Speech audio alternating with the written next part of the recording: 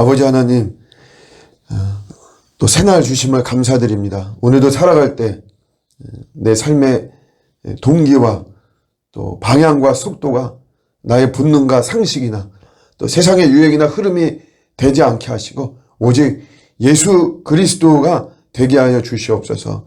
주님으로 인해서 우리가 힘을 낼 수 있게 하시고 또 내가 목표를 향해 달려가는 것도 다 우리 주님을 위해서, 주님 나라를 위해서 나아가는 그런 우리 인생과 또 오늘 하루 되게 하여 주시옵소서. 안목이 탐욕적이 되지 않도록 도와주시고 반드시 영적인 이런 눈이 되도록 도우시고, 연말이라 참 분주합니다. 주님을 대면하고 주님을 독대하는 이런 시간들이 소홀해지지 않도록 저희들을 잘 이끌어 주시옵소서. 감사드리고 예수님의 이름으로 기도드립니다. 아멘. 오늘 주시는 말씀은 요엘서 3장 마지막 절 부분입니다. 요엘서 3장 18절에서 21절까지 마지막 절까지 보시겠습니다. 그날의 산들이 단 포도주를 떨어뜨릴 것이며 작은 산들이 젖을 흘릴 것이며 유다 모든 시내가 물을 흘릴 것이며 여호와의 성전에서 샘이 흘러나와서 시딤 골짜기에 되리라. 그러나 애굽은 황무지가 되겠고 에돔은 황무한 들이 되리니 이는 그들이 유다 자손에게 포악을 행하여 무죄한 피를 그 땅에서 흘렸음이니라. 유다는 영원히 있겠고 예루살렘은 대대로 있으리라. 내가 전에는 그들의 피 흘림 당한 것을 갚아주지 아니하였거니와 이제는 갚아주리니 이는 여호와께서 시온에 거하심이니라. 아멘. 회복에 대해서 이야기를 하고 있습니다. 메뚜기 재앙으로 인해서 하나님의 심판으로 받아들이고 금식하며 회개하며 이렇게 나아갔더니 또 하나님께서 회복해 주시는 이런 내용을 담고 있죠. 일단 우리 이스라엘의 회복에 대해서 먼저 언급하고 있는 것이 이스라엘의 풍요를 이야기합니다. 풍요. 시내가 유다의 모든 시내가 물을 흘린다. 성전에서 샘이 흘러나와서 시딤 골짜기를 가득 채운다는 거죠. 시딤 골짜기가 황무한 그런 대표적인 곳인데 그런 곳에도 이렇게 풍성하게 물이 있다. 워낙 물이 없는 지역이다 보니까 물이 있는 게 어떤 풍요의 하나의 상징입니다. 그러니까 우리가 회복이 된다라고 할 때 정당한 하나님의 어떤 원리에 의해서 하나님께 우리를 회복시키실 때 우리의 삶을 굉장히 풍요롭게 해주시죠. 어떤 손해가 있을 때 그 손해를 완전히 보상해 주죠. 원상복귀, 그거는 물론이거니와 그 이상의 넘침을 허락해 주십니다. 우리 욥기서 볼 때 욥을 회복시키시죠. 그럴 때 다 갑절의 축복을 받았습니다. 모든 면에서 갑절의 축복. 하나님께서 우리를 회복시키실 때는 다 그냥 부족함이 전혀 없는, 결핍이 없는 그런 아주 풍성한 이런 모습으로 회복을 시켜주시죠. 그 다음에 이제 대적들이 있죠. 대적. 우리가 어떤 하나님의 징계라든가 이런 속에서 우리가 괴롭힘을 당하고 괴로움을 당하고 또 하여튼 이런 어떤 대적들. 오늘 우리 요엘서에는 애굽과 에돔이라고 하는 두 나라를 공식적으로 언급을 했는데 이 나라들이 황무지가 되고 또 황무한 들이 된다. 완전히 황폐해지고 피폐해지는 이런 모습이죠. 이들이 이스라엘 백성들을 피를 흘리게 했죠. 그런 거에 대해서도 하나님께서 그 피 흘림 당한 것을 갚아주시는 이런 말씀을 하고 계십니다. 그래서 전에는 내가 그렇게 갚아주지 않았지만 이제는 하나님을 회복시키는 이때는 그 피 흘리게 했던 그들을 하나님께서 완전히 조준 심판하시는 것처럼 조준 사격하고 그러죠. 그런 것처럼 이렇게 손해를 끼친 사람들을 하나님께서 심판하신다라고 하는 거죠. 요한계시록에 보면 6장에 순교한 자들의 영혼으로 우리가 보는데 그들이 하나님께 신원하기를 우리 피를 갚아주지 아니하시기를 어느 때까지 하시겠습니까? 종말의 심판에 간척하시는 거죠.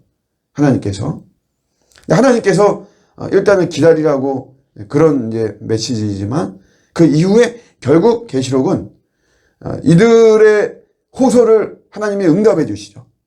그래서 그들에게 피를 흘렸던 그 자들을 하나님께서 완전히 심판하시죠. 그래서 이런 순교자들의 그 눈물을 씻어주시죠. 하나님께서 그들의 눈에서 모든 눈물을 씻어주시고, 그리고 그 대적들, 바벨론의 음료로 상징되어지는 그들, 뭐 상인이라든가 왕족이라든가 하여튼 거기에 속해 있었던 그 시르를 타고, 그러면서 마치 우리 뭐 조직폭력배들 행동대장처럼 그렇게 우리 의인들을 괴롭혔던 그 사람들을 완전히 뭐 순식간에 무너뜨려 버리죠. 하나님께서 이렇게 다 완벽하게 갚아주신다는 거예요. 그러니까 여러분, 우리가 두 가지로 좀 생각해야 되는데, 악인이 잘 되잖아요. 악인의 득세, 우리 이렇게 말을 하는데, 그런 것들을 이상하게 생각할 필요는 없습니다. 왜 하나님께서 저렇게 방관하시나? 방관하는 것이 아닙니다. 반드시 그 악인들은 처단을 받게 돼 있어요. 또 하나가, 그렇기 때문에 우리가 맞서서 같이 악으로 대항하지 말아야 됩니다. 하나님께서 다 나중에 이제 청산하시는 때가 있어요. 결산하십니다.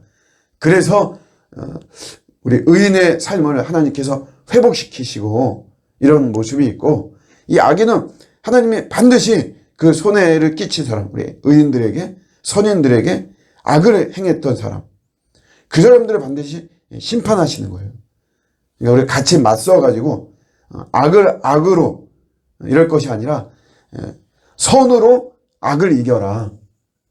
바울의 가르침대로, 말대로 우리는 그렇게 같이 하는 것이고, 예수님의 가르침대로 오히려 우리는 그들을 축복하고 나아가는 것이죠. 하나님께서 마지막에는 결산하시는 거죠.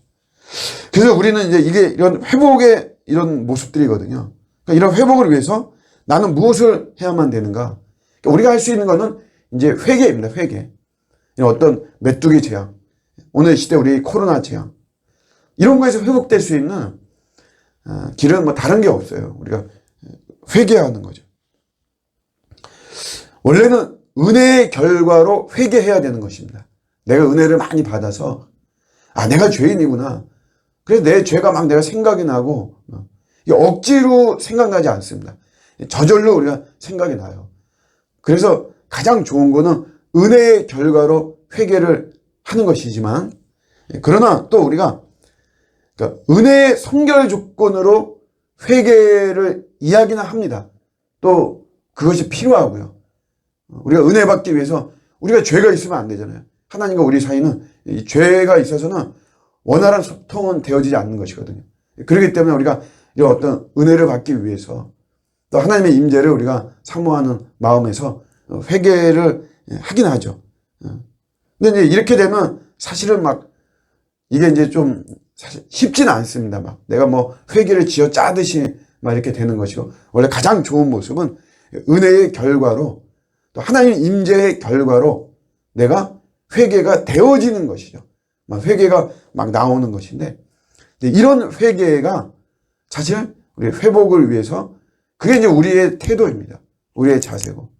우리는 그저 이런 뭐 내 삶이 풍요롭게 되고 내가 모든 것이 손해배상이 되고 아니면 그 이상 갑절의 축복을 받기 위해서 내가 뭔가를 현장에서, 삶의 현장에서 내가 뛰고 뭐 땀을 흘리고 이것이 아니고, 나는 십자가 앞에서 내가 정말 예수님을 의지하지 않고 또 마땅히 재앙을 받을 수밖에 없었던 그런 어떤 우리의 모든 죄악들을 내가 회개하고 이런 모습으로 나갈 때 우리 하나님은 반드시 우리를 회복시키는 것입니다. 심판 중에도 긍휼을 잊지 아니하시고 심판 중에도 회복의 그 길을 열어주시는 분이 바로 우리 주님이신 것이죠. 그래서 우리 이런 모습을 잘 깨달으면서 언제나 우리의 소망이, 회복이 소망이 되어야 되고, 내가 지금은 재앙 중에 있고 재난과 재해 또 여러 가지 어떤 뭐 징계일 수도 있고요. 또 이런 속에서도 우리가 낙심하지 말고 우리는 그저 주님 앞에 엎드리고 이렇게 나갈 때 우리의 예상과 상상을 초월해서 갑절의 이런 축복으로 우리를 회복시키는 그런 주님을 신뢰하면서 계속해서 우리는 예수 그리스도 중심으로 살아가는 이런 모습이 되어야 될 줄로 믿습니다. 오늘 하루도 회복의 은혜가, 회복의 능력이, 갑절의 축복이 충만한 저와 여러분의 오늘 복된 하루가 되시기를 주님의 이름으로 축복합니다. 아멘.